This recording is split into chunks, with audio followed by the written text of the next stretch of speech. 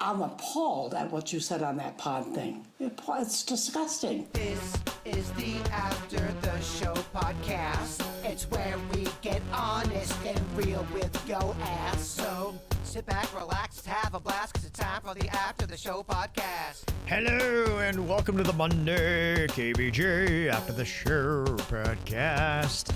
The day after the Super Bowl.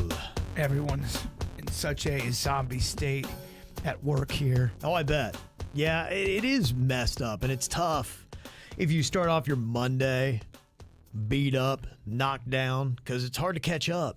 It's going to roll a bit into your Tuesday. Maybe you're feeling good again by Wednesday. I really do feel like they should do something because they're just leaving the game on Sunday. And, if you're East Coast, it's not going to end till, 10, 10:30, 11 o'clock. Me and Denny's didn't even realize the Super Bowl was on yesterday. That's amazing. We forgot. Yeah. Well, hey, look, if you're not plugged into a sports world and if you're not watching a lot of network TV, I could see where you could go through and be like, oh my gosh, I forgot that was on last night. Well, someone emailed me and go, I thought Jay Bert liked sports and played baseball. I played sports all through my life, mainly baseball, but I played tennis. I did play some football, but something happened within the last 5 years. Yeah. I just have not gotten into sports. I've gotten out of them. Baseball doesn't really tickle my dick no more. I think a lot of it's the crowd that you hang out with. If you're in a sports world and sports crew and that's what your clique does, and typically sports people gravitate towards one another because that's a lot of the conversation they want to have.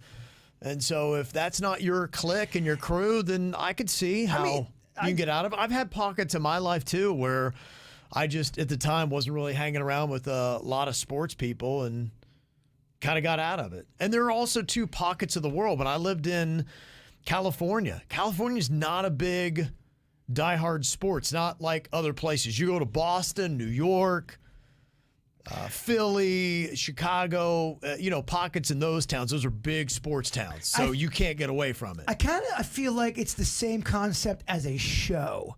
For example, I still do love the Braves, but I love the Atlanta Braves because of a guy named Dale Murphy. Yeah. And he was one of their main guys for many, many years. He was a character. He was a person on the show, so to speak, that I looked forward to watching. So when I think sometimes what happens is people trade all the time. You don't know where everyone's going, and I think that's what it might be for me. Teams are a lot different than they used to be. They didn't used to trade the same way. You would see a team together, and this group would play 5 to 10 years on the same team together. And now, as soon as somebody gets good, if you're a Marlins fan, oh man, if they have a good season, they're gone next year. Well, it'd be like having, every 2 years we replace a Virginia or you replace a Jaybird. Or imagine if our radio show was like that. We've been together coming up on 25 years. You've been with us for 20.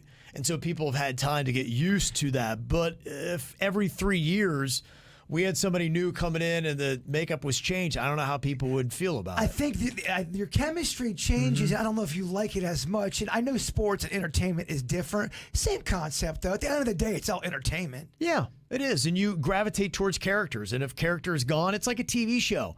Sometimes you may fall off a TV show if you love it and a great character is written off of it or they just leave. Yeah. You may not like it as much. Or I hate when shows I love bring in a new character and that character kind of starts to dominate some of the storylines in a show you like. Yeah. I hate when that happens. You do? Okay. Well, because if the character's cool, obviously you're going to go, all right, it's working in the right direction. But sometimes they'll put a new character in and they make that a big part of the storyline and it changes the whole dynamic of everything. Kind of shitty. I notice with a lot of dramas, as I'm watching Suits right now, they typically bring in a new character that is the antagonist for that season. And they're the ones creating all the problems. And then you resolve it, and then the next season you get a whole new bad guy. And they roll that in. I'm okay with that. That seems to be a device that they use now in a lot of dramas. I love a new, good bad guy. Yeah. I love a villain if they can do it right. Well, you make or break a season depending upon the storyline with the villain and if they're cast right. You got to have the villain. You do, especially if a drama. You're talking about that. You got to have it, no doubt. Well, our villain is in New Orleans today. So, yeah, we didn't have as much contention. So she's partying it up for a little Mardi Gras action. We're going to hopefully get her on here in just a couple minutes. Did you get any emails or comments from her biting the guy's head off during the No Name movie game? I did, yeah. I didn't know if I should read it to her directly. She may not like it, so Almost. I got several, yeah. But there's more or less than 10. probably a little more. And what were they? What was the tone of them? Not cool. Not cool that she bit the guy. Well, this one kind of sums it up. It says, been a fan for many years. Love you guys. This time, V, you really need to be called out. What she did during the No Name movie game on Friday was really unacceptable. Calling that guy stupid and then quitting. Complaining like a lunatic was terrible to listen to. The poor guy was clearly excited to play, and he was totally bullied on the air. Shame on V. And really? She's calling him stupid? She can't even do pre-K math. She's the stupidest shit, including calling a hamster hampster, which is cringy to say the least. As an Italian, I also have to constantly hear the bullshit that comes out of her mouth about Italian facts that are clearly wrong. And I'm such a shitty Italian. I'm not going to be able to correct I think here's Virginia. Hello, Virginia. Hey. Hey, what's going on? Oh, nothing. I'm just eating some breakfast of champions, some king cake. Oh, don't eat that baby. That's going to be your breakfast for Mardi Gras? Oh, yes. And for Mardi Gras, both days, back to back. Okay, that's just how much king cake do you consume over the weekend? A lot. We went and got like 7 different king cakes yesterday, and so we had to try like 4 of them. Okay. I ate 4 of them. I don't want to ruin your breakfast. We were just reading an email. Somebody was upset you called that guy stupid on Friday and then quit. I was in a mood. I'm sorry. Okay. Yeah, it happens. She was in a mood. Well, yeah, Kevin was talking about it, and yes, it was uncomfortable, and I know you are sorry. The one thing I do want to have people keep in mind, and it's happened to me a few times, and this is actually to defend Virginia on this level, not how it played off. But sometimes you can try to make a moment happen and realize it's not working, and you're so far in it that you're trying to wrap it up and you know it's uncomfortable and it just doesn't work, and you might take a chance, and maybe you're trying to be funny and it just didn't work. Yeah. That can happen. Yeah. You never know what's going to be funny sometimes. No, it's true. And honestly, look, I mean, it is true that we can be in a mood. So, you know, hey, look, I mean, we're humans, and this thing is pretty much alive. I mean, we have ideas about what we're going to talk about and how things are going to go, but it's spontaneous. You don't know, and look, sometimes a moment can get the best of you. Well, I just know that there's been times where I've tried to do something and maybe change it up or do a different kind of a shtick or a bit or something. It's fallen flat. I might look like it's the worst feeling. Yeah. It is a bad feeling if you're trying that, and I think that might have been a little bit what's going on. Yeah. It happens a bit. We apologized to him 3 or 4 times now. Yeah, we did. I felt bad afterwards. I mean, that was a little brutal. Yeah, it was. Yeah, but hey, all you can do is own it, apologize, and just move on, you know? Yes, and just misdirected hostility. It wasn't about him. It was about me. Okay. Well, there you go. Okay. It's been addressed. Jennifer does have to say something about the overuse of bro. She said, I got to start an intervention with Jaybird. Bra has got to go. Please, dude. Even bro is better. Get in line. Put that in the things I'm working on that I need to change. Mm-hmm. Yep. So there you go. Yeah, we got a lot of things. We're trying. We got a lot of crutches. Yeah. We get it. We're shitty broadcasters. It's the best way to put it. You know, all you do is just move on. I mean, we're not very good at this. I mean, I can tell you this, but we're trying as hard as we can. We are, honestly. We just might be shitty. I hand out A's for effort on every person here. There's just gonna be You're getting A's for effort, yeah. There's gonna be some shit that don't work. Yeah, the effort is there, though. I promise you. And you're going, gosh, you guys try as hard as you can, and that's all you get. Yes. Yeah, I hear you. But we're giving you everything we got. Again, the whole bra thing started off as a joke. Yeah. I don't know what to tell you, but I am trying my hardest. Octopus has a good idea. It might be about time to bring back the KVJ hate song. Yes. We're getting. Yeah, I know. But then it really just brings out the dickiest of fuck faces. Then they think they can stop you at Publix. Yeah, they haven't slowed down, but yeah, we could definitely make a few more songs. No doubt. I don't know. I might snap. Yeah, that's true. We got to let this mood pass. The dark cloud has to leave. That's why we kind of try to move over it. We knew if we would have made a thing of it on Friday, it would not have gone well. Yes. Mm-hmm. Let me see. Virginia, you didn't even watch the Super Bowl last night. You were in New Orleans having a little bit of fun. Bird forgot about it. I watched till about almost to the second half. It just is on too late. I can't. And so I got up. I saw all the highlights, saw all the plays, looked at the clips, watched the whole halftime show, saw the replays of the commercials I needed to. I'm going to watch the whole thing today. From where I left off last night. But yeah, it's just on too freaking late, man. I just can't do it. So some of the stuff, Cody, with the Taylor Swift, I saw that, yeah, she was all over the place before the game, at least 4 appearances they had, and that was even before kickoff. Apparently, Swift appeared 12 times. So I was way over the... there was one site, I think it was FanDuel, that was offering up 5.5 times she would be seen. So that blew that away on the CBS broadcast game. Total of 53 seconds. I think I saw 53, 55. So it was less than a minute. You saw Taylor Swift, but she was on there enough. Yeah, I got a text message from my buddy. He's like, hey, did you see Reba sing? I'm like, oh, shit, that's right. The Super Bowl's on. I was watching some clown horror movie from the 80s. Right. That's what I was watching. Yeah. Yeah, Was Reba good? Reba's always good. That's what I want to go back. Everybody was good. Every performance was great. The only Alicia Keys, when she kind of started off, was a little off. She sounded like me when I first started singing Wonderwall a couple weeks ago on headphone karaoke. So it took her, but as soon as she got over that initial line or whatever, she nailed it. So she was good, and I kind of respected it because you knew that they were singing live. Look, that can be tricky. People who have never been on a stadium, and I did see it, they call it had your ears in or whatever, and Usher had molded earphones. So I think how they do that is he would be able to just hear his voice because he was singing live. Yeah. But I've been down on the field. They hand me a microphone at Roger Dean Stadium, and you're out there for spring training, and you're doing announcements, and you're talking, and you hear your voice a half second later in your ear. It messes you up, It's man. maddening. You have to block your own voice out because sounds like this. You're like, what the fuck is going on? It's very hard.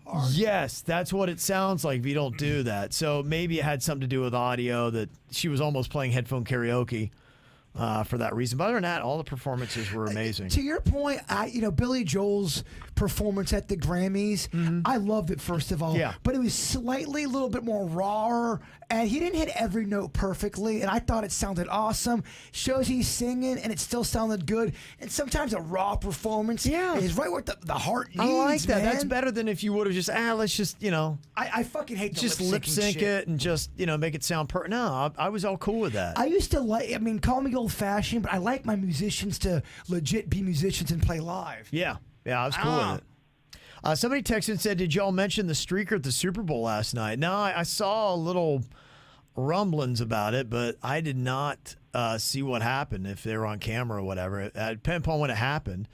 I'd seen somebody mention that there were several guys who were thrown out of the Super Bowl before it even started. They decided to jump the wall and run out on the field. I don't know if that's who you're talking about, but I mean, the cheapest ticket was what, $8,000 to $9,000, and I mean, even if and you can't get down low because they'll stop you. I know enough about stadiums that I've had the crappy tickets, and I tried to get down lower, and you guys, especially at the Super Bowl, you'd be like, you can't go down there. You don't have a ticket to get you down there. So they probably had super expensive tickets. They get thrown out before a ticket that expensive. But they're probably trying to get that shine, get that stunt. It's probably what they're doing. Maybe if you get on TV, you make it worthwhile for probably that down. If they had those kind of tickets, you're probably talking $20,000 to $30,000 a ticket. I don't think you're going to get on TV, but I do think you'll probably get on the internet.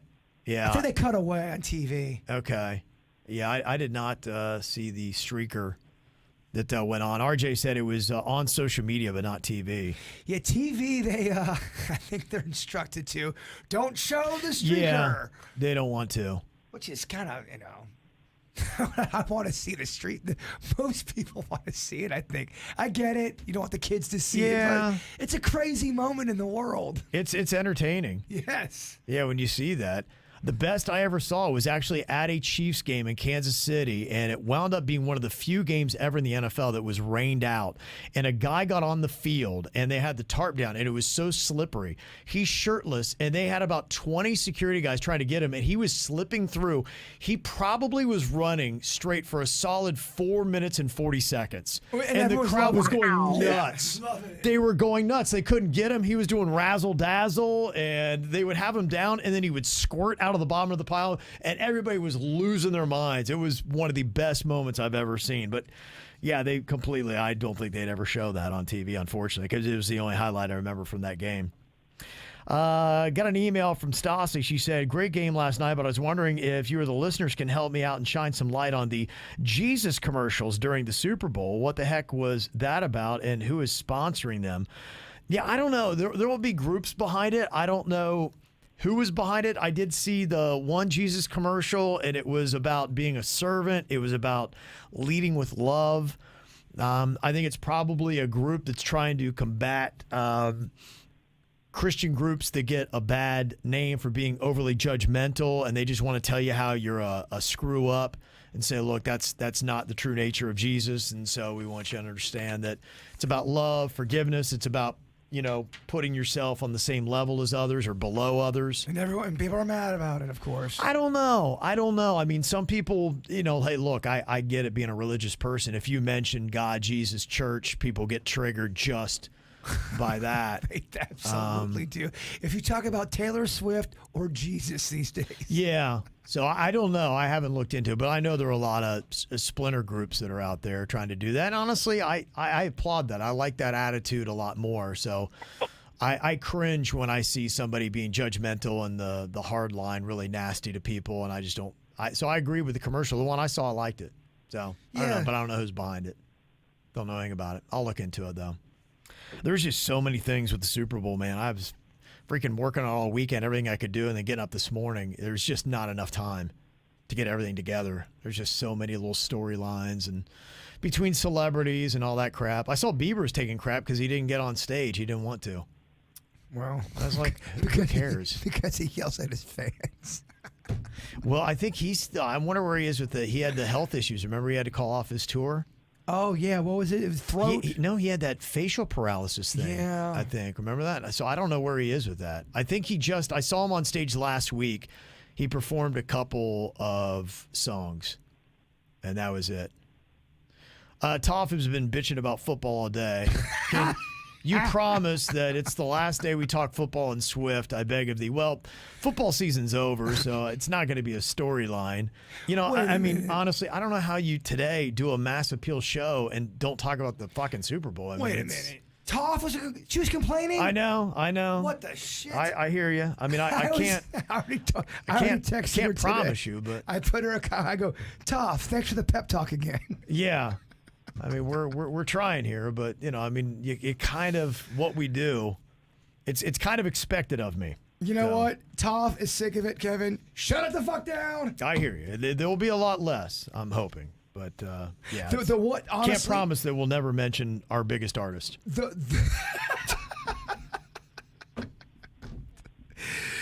Taylor Swift, man, it's getting people fired up. She's becoming what I was talking about yesterday. She's getting to the point where everyone's talking about her so much, it's starting to produce hate. Not for Taylor Swift. Swifties, they love it. They love it. If you're not a Swiftie, people are fucking losing their minds now. Well, one thing that I started to feel a little bit, the Kelsey brothers. And look, they have had quite a year. Their level of awareness has risen to a whole new level.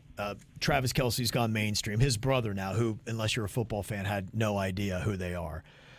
I started, I think, for the first time a little bit this weekend, started to have twinges of, all right, it's a lot. Yeah, even when we were talking about the Travis Kelsey thing today about him shoving, either people were sending me nice things or really dicky, like, bro, you are such a fucking pussy. I thought you fucking played sports. And honestly, that bothered me less because I think I understand. I've seen the emotions on so many football games, and I've never played, obviously, to that level or any real level, but I kind of get the nature and the attitude in football. So I forgive that more, but him doing the fight for your right to party was kind of annoying and cringy to me. And then kind of. And then him singing the Viva Las Vegas last night, I was like, dude, all right, shut the fuck up, man. Gosh, you're so fucking annoying. So it kind of started to get to me a bit, and even a slight little bit with his brother Jason, who's just so in your face. And, you know, he was at the Adele show and, you know, all that kind of stuff. And then there was a meme going around with him that he was supposed to be like, he looked like he's in the Hangover movie. But it's a lot of exposure. And so, not now, but I started to feel slight twinges. I'm still kind of amused a little bit with Jason, but I get how it happens. Well, it's one of those things that it's kind of annoying because I really don't, I swear to you, I could give zero fucks about this entire topic, Kelsey. I don't really care. I ain't got no dog in the fight, but just to see everyone getting all pissy about it, I'm just noticing there's a change in the atmosphere of everyone loving Taylor Swift, and this is good for them. That I think they need to kind of cool down the temperature a bit and just chill.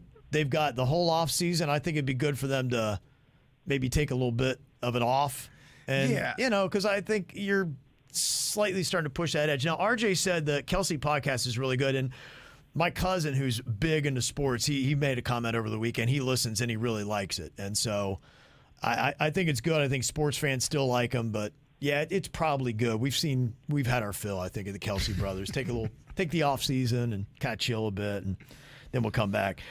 The other thing has kind of been a topic that's come up a bit is the Bert Kreischer thing. Comedian that's out there, Tom Segura. He's actually going to be at the Hard Rock coming up here in a little bit. And you were mentioning how you were starting to see some comments. And Bert Kreischer and Tom Segura, they went on the Pat McAfee show, which if you're into the sports, it's big on ESPN. It's kind of like dude stuff. It's not as barstool-y sports, but it still has got a dude element. C.J. Stroud, who I know because he was the Ohio State Buckeye quarterback last year. He's the Rookie of the Year. Real mild-mannered dude, really good guy. He was on there, and Bert Kreischer comes on, and he does it twice, by the way. I think they were kind of hammered. He takes his shirt off, starts doing push-ups, and they were talking about CJ's just kind of like, who are these guys? I don't know what's going on. It was his moment, and they kind of railroaded it. And I read the comments on the thread. They were 95% negative to Bert Kreischer. And that's where I was like, okay, Bird may be onto something. People were very annoyed by what he did on the Pat McAfee show. I understand that people like them as stand-up comedians. I'm talking about their podcast and stuff. He had done that twice, Bert Kreischer. He crashed it the first time, and it went decent enough. Okay. He did it again the second time during that interview you're talking about with Tom Segura. And it was not received well by a lot of people, at least online. And this is stuff that was not going on a few years ago. Those guys are beloved. Okay. I wasn't saying my comments to hate on Tom Segura or to hate on Bert Kreischer. This is the temperature. But I'm telling you, there's a tide turning on those two guys. If you know, that's the only comment. It's not your personal feelings. Yeah, I wouldn't even say it's their stand-up that they're turning on. It's their douchey behavior is what the people are saying on their podcast. Yeah, it's a fine line. And hey, look, sometimes if you're in that, the dudes will just absolutely love it. And then the mainstream, and you have to just realize I'm probably not going to be a mainstream performer. I'm going to have my little niche, and it's going to be kind of the frat guy niche. A lot of it is because a lot of those guys come out of the Joe Rogan area. Those are a lot of those are Joe Rogan's guys that he has on their show all the time. And a lot of times they talk about, it almost kind of comes off as if they sometimes can seem as if they're better than people because they're stand-up comedians. And that seems to be the consensus. I'm a stand-up comedian. I see the world differently. We are the last artist on and that it comes off a little arrogant for some people.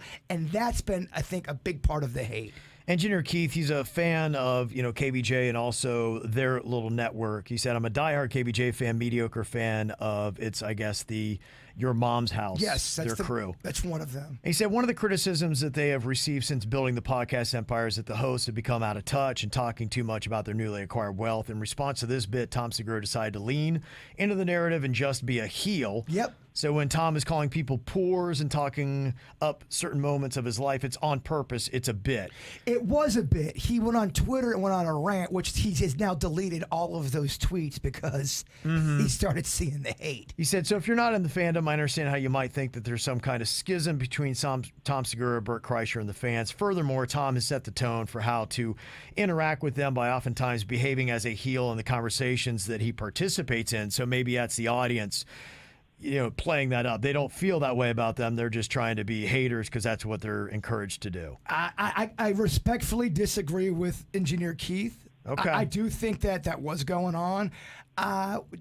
Looking at Tom Segura's Twitter rant, it wasn't received very well. It just wasn't. Okay. All right. There you go. Let me see a couple things about driving here. This is one relating to Virginia's story about how she dodged off the off-ramp. If you go a little bit north of Jupiter, Florida, and you start getting onto I-95, the exits become fewer and far between. And Caitlin said, Virginia was talking about that sneaky maneuver that she made. She said, one weekend we were headed to Lake Wales to go to Bok Tower Gardens just for the day. We missed the Yeehaw Junction on the turnpike, and we had to keep going for 50 miles. We got there so late, we ended up getting a hotel and then conceived our first baby. Yeah, so watch those exits, or life as you know it changes forever. Wow, yeah, that's true. That's one of them. 50 miles. I mean, that's pretty insane that you don't have a way to remedy your little mistake for 50 miles. Virginia, are you there? Yes, sir. I'm here. What are your thoughts on anything? Look, I am never going to judge anybody who makes a move like I did to save themselves an hour. It was an hour that it would have taken me to circle back around and come back. It was already past 9 p.m. I feel like if I would have got pulled over, I probably could have defended myself. Yeah. I hear you. Yeah, so I think that you're not alone. I think I've seen people doing the most ridiculous maneuvers. I've seen a lot of people, especially as you get those two roads and you have the grass. A lot of times you have to drive down. They go down into this kind of little, a little gully, and then you got to come back. I've seen people driving down through high grass and just saying screw it because they realize it's another 30 miles before we can remedy this, and they're like, screw it, I'll take a chance. A gully, that's a good word. What exactly does that mean? I don't know that word. Gully? Yeah, gully I think that's probably from my parts because we got a lot of gullies and gulches and what the hell is hollers and all that kind of stuff. What the fuck when you got hills, it would be the hill goes up and then it's where it goes down into a low ravine. Basically, if you're from hill country, you would get it. Gullies, gulches, ditches, all that kind of stuff. Cricks. It's like a little embankment. It's like a lake canal. Yeah, that's kind of it. So, yeah, but you got to be in hill country to kind of get what that is. And Florida's definitely not hill country. Hey, Virginia, you missed it. They found a car in another one of those cars with bones in it in a lake here in Palm Beach County. Way. It's do you know Really? where it's just south of 45th Street, west of I-95, where they built that new apartment complex. And remember, they built up land around it so they could build that apartment complex. Yes. That's where they pulled it out of, and they were looking for another car of I think he was 20 at the time in 1979, went missing. They thought his car might be in there, and so they're like, we found it, and they pulled up the car and be like, nope, this isn't it. This is somebody else. It was a car from the late 80s. Wow. That's so crazy. It really is because it just makes you think how many more fucking cars are out there in the body. Well, this it's the same group that keeps finding them. They're going out and they're running the sonar and all these bodies of water throughout Florida, and it is freaking unreal. It's almost like there's a car in every body of water you see. Every canal, every lake has a car in it at least. And the way it is explained to me, especially if it's an older case, it's not like the police weren't looking for this person that was missing. They start running out of money and resources, so they can't really do things like drag the lake and look for it and eventually the case goes cold. That's why it's good that Service Adventures with Purpose is doing that. Yeah, I mean, even after all these years, you're talking about a car from 1979. There's still going to be family that are wanting to know what happened to him, Well, I mean... Yeah, they finally get their answers. Right, 'Cause absolutely. Like 10 years ago, nobody was looking in lakes like 15 years ago. They just weren't.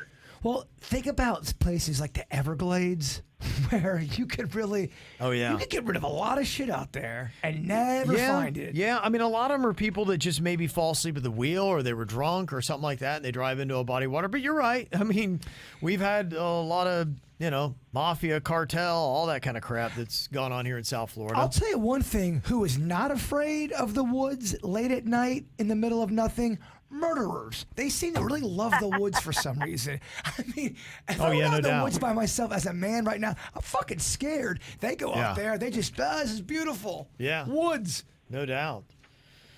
That's their territory. They feel right at home.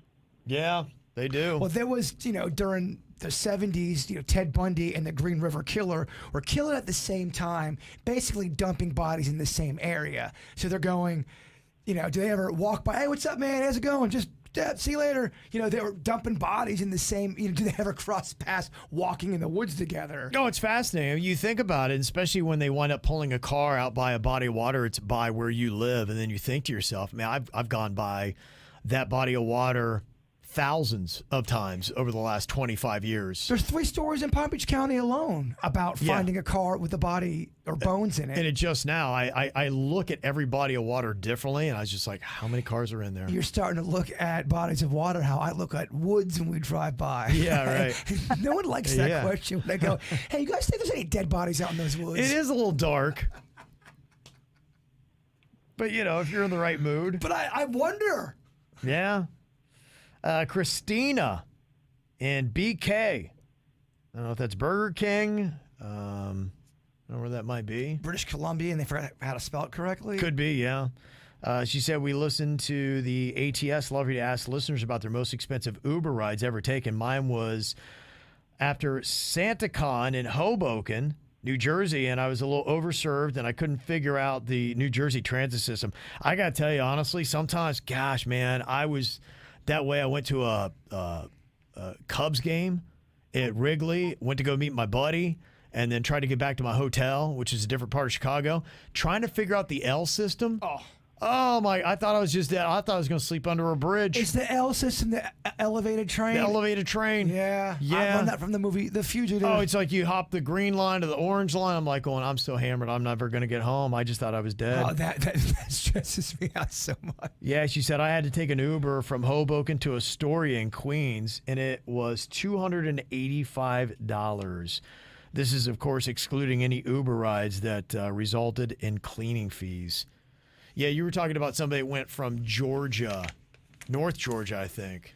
Down to, it was in the middle of Palm Beach County. I didn't get the price on that, but I was talking to somebody over the weekend who heard that segment and said, I took an Uber from Pensacola all the way down to Florida, and it was roughly around $800, $900. And that was more recent, too. That's unreal. That's a lot of money. I mean, at that point, if you can help it, you rent a car and then you just drop it off at another Hertz. Right? Because how much does it cost to run a car? Not even close to that. That's insane. I mean, I think you can rent a car, because we're stuck in the rental world, and I think it's like $135 a week or something like that. I mean, that person could have been lying to me, but that's what they told me. Well, I could see people getting into a situation, especially if you've got cocktails or an intoxicant involved. You accidentally ordered the Uber XL or the expensive one, which can happen. Sure. You can order that one, which is a lot more expensive. You do that from Pensacola to Florida. There's nothing worse than being hammered and trying to maneuver mass transit in a place you're not familiar with. It's the worst, man. The absolute worst. It's like, how did I get in this situation? I almost have to sit down on the floor and go, all right, Bird, here's your plan. First thing you got to do is just take a deep breath. Yeah. Second, find your phone. That's what I did. I sat down, the basics. had a conversation with the homeless guy. We talked about life. I had to get perspective. Had to sober up a bit. Exactly. Reset. Yeah. People are asking, Virginia, how did Magnolia wind up getting to New Orleans? Because you did talk about that being an issue, that your daughter's friend who was going to take her backed out. And what were you going to do to get Magnolia to New Orleans with you? And she is there? Yeah, so her friends had to back out. One of them had a test, and that was the little girl that was going to drive everybody. So they backed out at the last minute. So when we drove through Tallahassee, I picked her up, and she's going to fly out New Orleans tomorrow. When we get up and go to the parades in the morning, she's going to go to the airport. Oh, okay. That's good. Yeah, some people throw that out there. That sounded like that's going to work. That the Tallahassee Airport, is that what that is? Yeah, she has to fly through Atlanta, but she'll be back in Tallahassee by, I think, 10:30, 11 a.m. Yeah, I'd imagine so. In fact, it's kind of crazy. All these towns, there's little places you can fly into. I know. That's not your big time. Yeah. If you knew somebody, I'll drop you right off. Well, yeah, for instance, that plane that crashed on I-75 on Friday, it came from the Ohio State Airport. And I was talking to a friend of mine. I'm like, well, I knew Columbus had two airports. They have one that's pretty big and then small you can get a few flights out of. But they had a third airport that you can fly. So, yeah, you think about South Florida. I mean, we've got the three main ones. But, yeah, there's just all kinds of little airports. Let's say you own a plane or a little jet or something, Yeah. and you have enough of your property. Are you allowed to make your own landing strip, or do you have to – is that illegal? Yeah, no, I mean, it depends upon where you are. I don't know about FAA things about, landing it, because I think you always have to have a flight plan. But you'd probably have to get it approved by the Federal Aviation Administration. You look at that neighborhood in Wellington that they've got where you can land your private planes and park them in your own hangar at your house.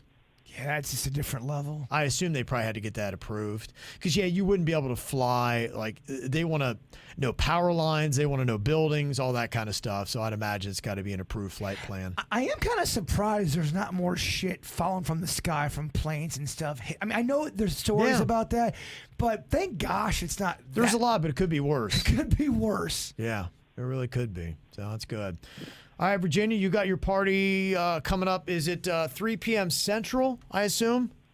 Yes, 3 p.m. Central, so it'll be 4 o'clock your time. Okay. All right, so you're going to be posting up maybe a little live streaming video or something like that from your party? Yeah. What platform do you want me to use? I think you should go live on YouTube.